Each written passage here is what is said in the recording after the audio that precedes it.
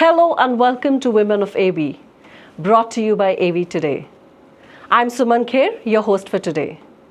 In this series, we are going to explore the diverse experiences of women in the AV industry, the obstacles that they've faced, and the successes that they have accomplished despite the obstacles.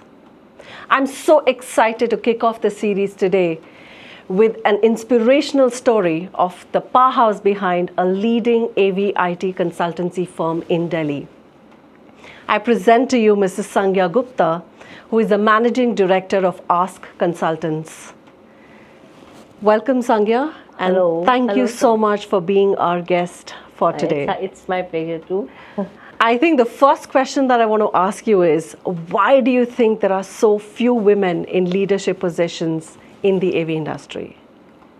Suman, today that's not the scenario, but if we go back to 2 decades before, yes, this was a scenario when there were specific professions which were aligned to be given to the female as a perspective, because they were supposed to manage so many things. Personal life and work-life balance was supposed to be, very strict at those point of times, and there was no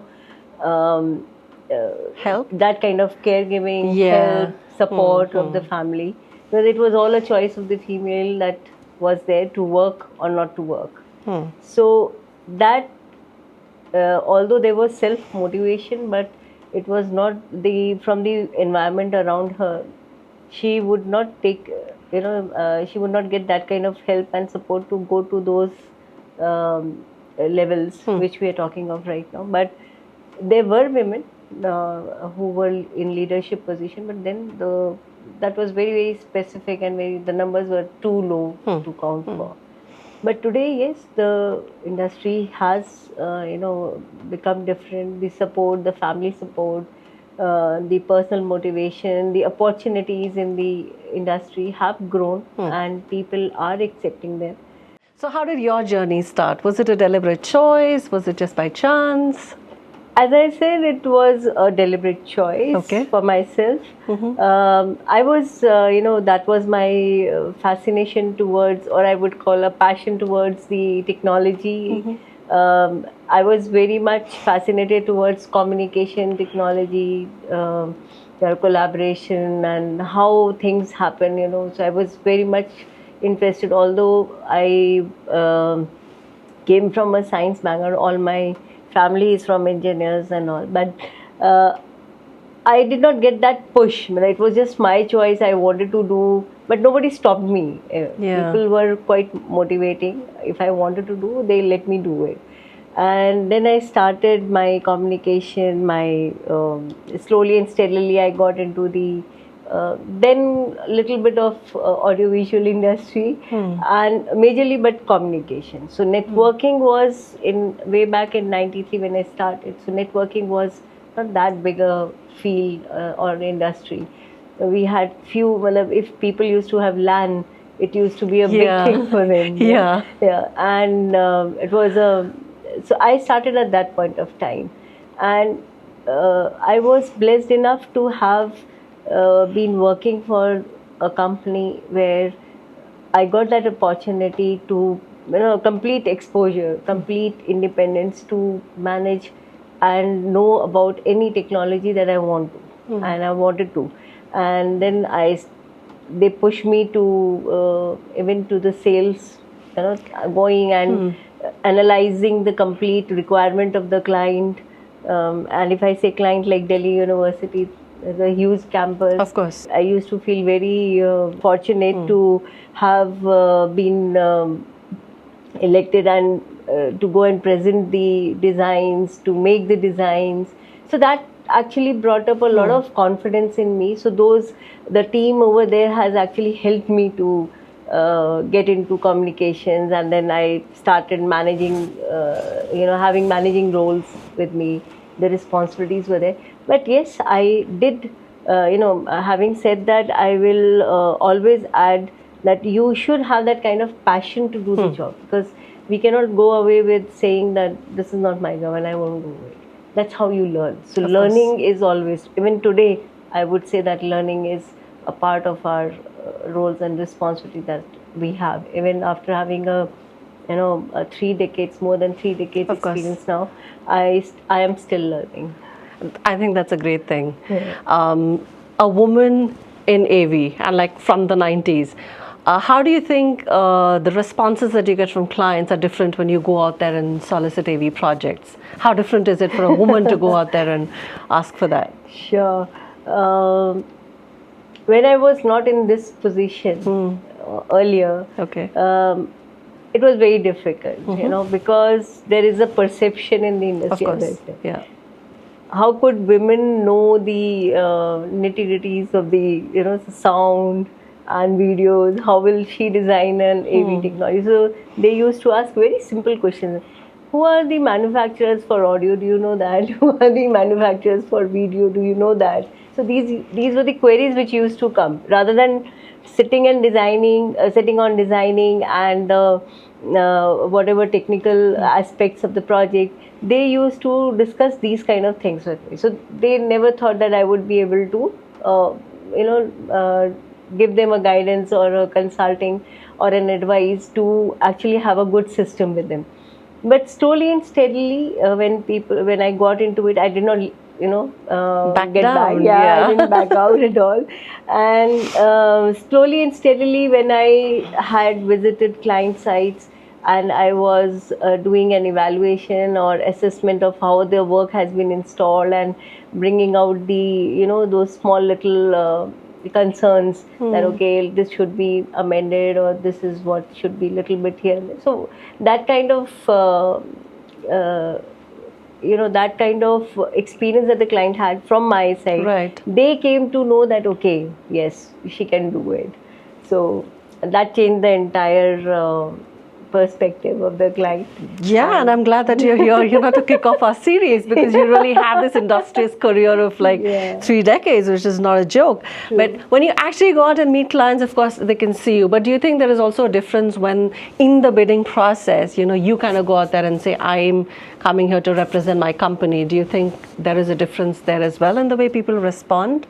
No. When if you Suman, if you reach that stage where you are going for an Yeah. presentation on the RFP or bidding in an RFP, there things are already sorted, because Okay. there are a couple of more processes before you enter into an RFP stage. So the first stage is today when in AV industry, if you ask me, or IT industry, wherever our line of expertise is, we have to actually gain the confidence of the client in the initial stage when we are presenting our organization, because when Right. we are actually giving a profile presentation and talking about our experiences, talking about technologies and our know-how, so that is where they take a decision that okay, it's done. So it happened once. I'll just share one of my experience that the Sure. client said, no, give us a list of clients or list of technologies that you have done. So when I started and when the number came to 28, 29 and then 40, he said, I don't know why we are even discussing about this. I'm going to leave it. We don't want to. You just bid for the project. So that is there. But yes, apart from my experience, if I talk about the other females in my, even in my team, I have 2, 3 females who are working in AV and lighting. They are interior designers and they are today working for AV and lighting. So many a times they seem so bright that client has nothing to say. Client has not, because and they come back with their problems, saying that okay, this acoustics thing is not working in the AV. Could you give a solution for this also? So the perspective is changing, and today, as I said, in last 5 to 6 years back, things were little different. Before the COVID, things were little different. But now, because people have also become very acquainted and aware of the latest technologies, what are happening, what is AV industry as such. So things have changed. So I think that's a benefit. Probably what COVID had given us, apart from nothing, all the other bad experiences. Yeah. But this is one good experience that people, even a small a person walking on the road would know what is sound and how do you collaborate. So this has given a lot of Fantastic. I'm glad to know that women are making a mark and through their expertise, Yes. no less. No. Now, you started when you said caregiving wasn't very big and women didn't have the kind of support that you would expect. How do you think you've been able to manage your personal commitments along with like running a full-time business? And what about women who want to do the same thing? So how have you been able to manage the two? Suman, as I said, I was, blessed. Initially, my parents were very supportive.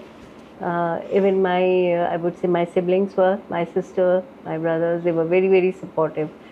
And after marriage, my husband was very supportive and he used to actually push me. Many a times I never used to. And today I'm in business because of him, I would say. That's nice. Yeah, and even my in-laws, they supported me for a work and personal, balance.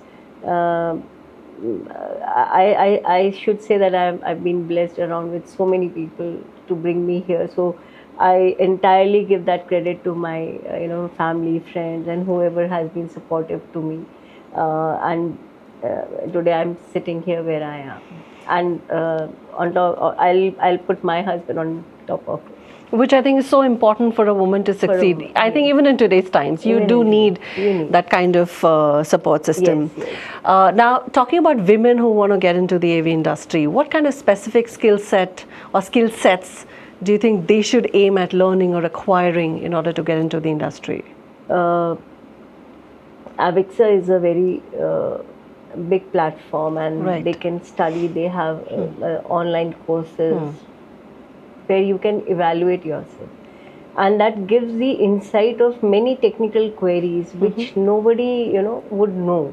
Okay. And when it comes to learning of those facts and figures and how you, because it gives the mathematical calculation. So when you do that in front of the client, Yeah. that how much distance, how much aspect ratio, when you talk about all that, and you have a debate with the client, no, this is what you need. So that brings in a confidence, and I think that people should go with these kind of online training before going for any professional qualification like CTS or something like that. Okay. They should go in a lot of rounds with this, and today OEMs are available for any kind of trainings, product trainings or technical trainings that you need. I think we should go in. We should help as business leaders.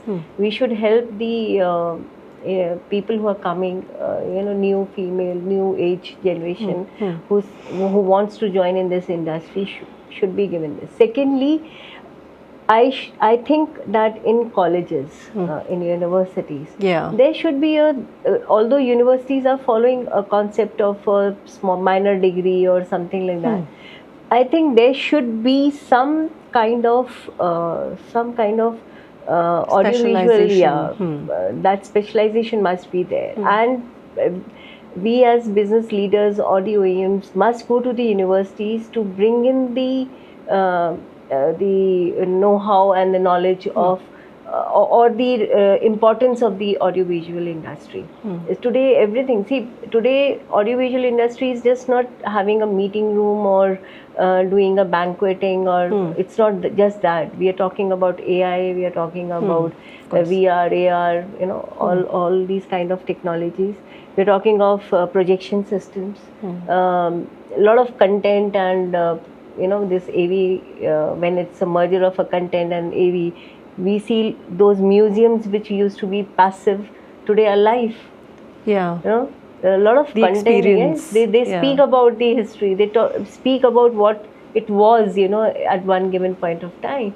So that has completely changed the perspective of the AV industry. I think this should be today. The students in the colleges and the universities do not know the importance of AV as such. They're talking about robotics, they're talking about AI, but they're not talking about audiovisual as the industry. What is the importance of that today? Today, that is one of in 90s, LAN was of importance to us. Similarly, today AV is importance to us. We can save time by doing meetings at our office. We don't have to. We can be just online. We don't have to go and travel every time. We are saving time, effort, money, everything. So the world has changed, and so I think the curriculum in the university must also be changed to the extent that it should include this module. Yeah, I think the pandemic definitely brought about that change, and it's high time. I think AV also became mainstream now, in terms of college education. So now, with 3 decades that you have spent in the industry, I'd like to come back to what are the unique challenges that you've had to face and that you've overcome to be here where you are. Okay, so the biggest challenge, as I said, was in AV, if I speak about, and even IT, because it used to be that, even today it is, that when I go in conferences and in India or even outside, when I go in a hall of 300 people, I'm alone standing as a women, and people literally welcome that and make a noise that she's a very brave and bold lady, that she's sitting over here. I think even in Bangalore that was the case. That was the case. So most of the time it happens. Not today, even earlier it has happened. I went for a conference in I'll say Kathmandu, I think, yes. That was the first instance when it happened, and it was a banquet hall full of males. And I was the only female, and I didn't know what to do. I was completely lost. So then many a times I had to collect myself and take it forward. Self-motivation used to come. Then I used to, like I said, I used to give a call to my husband and tell him this is what I'm facing. And he used to motivate me a lot, help me gain my self-confidence, and then I used to face the industry. And as these numbers increased, many a times these incidences increased, my confidence also enhanced a lot, and that brought me where I am today. But these challenges even today we face those challenges. She's a female, will she be able to do it? Especially when I'm doing a government project. Although government is today pushing a lot of opportunities for female, but that is the mindset. That's a mindset, and it becomes very difficult sometimes to prove that yes, yesterday only it has been an event, and I'll not mention that because it's a government and a very confidential information. But yesterday it happened in my meeting with one of the government officials. That they said, no, now to you are the yaksh of the project. You have to answer all the questions. So finally they agreed that yes, I can answer all the questions even today. That's after great. So many years. Cool. So if there's one thing that you'd attribute your success to, what would that be? Is it confidence? Is it expertise? Is it the years of experience? I would say it's like yoga. It's not that you'll do something and you'll achieve the results immediately. You have to keep on putting yourself into it. Many a times you'll have failures. You don't have to go, back out because of that. You have to just keep on going and going and going. And I think that brings you all the health, the happiness and satisfaction after these many years. Fantastic. Tell us more about Ask Consultants, how you've built it and what the future looks like for the company. So if I talk about Ask Consultants, we started in 2008 and in a small office, 150 square feet. I was all alone. In fact, I started from my house. The 4 projects that we did, that was from my residence itself. I used to work in the night and go for meetings in the daytime and manage my work and personal life. But then slowly and steadily, people welcomed me as an organization, not as an individual, but as an organization. And I started hiring people, first for my designing, put it on the paper, on the drawings. And then slowly and steadily, when the count was increasing and our wings were spreading out, so we started doing pan-India projects first. And we started increasing, but we didn't have time to have a single office. I was trying to search, but then we were just putting up in small offices. And it happened last year because our team was also increasing, and we were now a team of approximately 14 people in Delhi, apart from an office in Bangalore. So we wanted some large space, and we wanted to work because as a team we were not able to collaborate. So we shifted to sector 132, and we had a larger space with us. My team is now better placed. They have a better environment for collaborating or communicating with each other. So I find that this has helped us. This, a new place has helped us in bringing my team together. My team comes from various backgrounds. Couple of them are not even engineers, and people are not able to, get to know that these are not engineers. That they do such a good job over there. So it's basically how you're building up your team, how much, because what one is qualification. I say that professional qualification is always important, but when you talk about the professional qualification, that is very much important, but because that brings the real time experience and learning. So we as Ask Consultants have tried to give our team extensive trainings and certifications so that they can grow their profile, their knowledge base increases. And one person today is not doing only IT today in our organization. Today he's managing IT. He or she is managing IT. They're managing AV together, security together.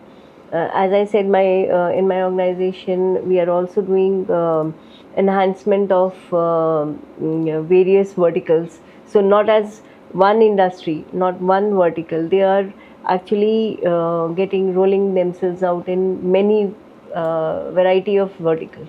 So that is expanding their profile also, and I think that motivates them to stay back in the organization. So that's to the other leaders, I would say it's a point of retention, how you retain your team. But this is how we have grown from, I would say, from myself, a single individual, to today we are 18, 20 people, and today we are still hiring. So that's the beauty of the bringing in the people on this platform and leading it like a team. So nobody is a boss in our organization. We all are a team of, or we call us as a family of Ask Consultants. Fantastic. Finally, what do you think is your message to all the women out there who want to join the AV industry? I would say treat it like your passion, not like work. And there are ample opportunities today. Go and grab them. We should have some kind of women platforms where we also, at this stage, we can bring in some platform. And I'm planning something to do after 32 years of my work life. I would say that I would like to. I'm already doing that. I'm planning some platform for all the women candidates, I would say, and who want to join the AV industry or the technology, industry. I rather call it as because I never call myself as an IT or AV consultant. I always treat it like a technology consultant, because today all the technologies are a merger of various technologies. So I am planning to host a platform for all the newcomers to be a part of it and take their career forward. So, which I might announce afterwards. Fantastic. I think as an industry veteran, who better than you to, nurture the future generations who want to come into AV. Thank you so much, Sangya, for your Thank you, time. Suman. I think Thanks we a lot. really had a great Yeah, time we today, really, yeah. learning so much about the industry. Thank you so much, everyone, for watching. you. Just remember that this is a series, Women of AV, and don't forget to subscribe to the channel so that you can go ahead and follow the entire series and all the future episodes as well. Thank you so much.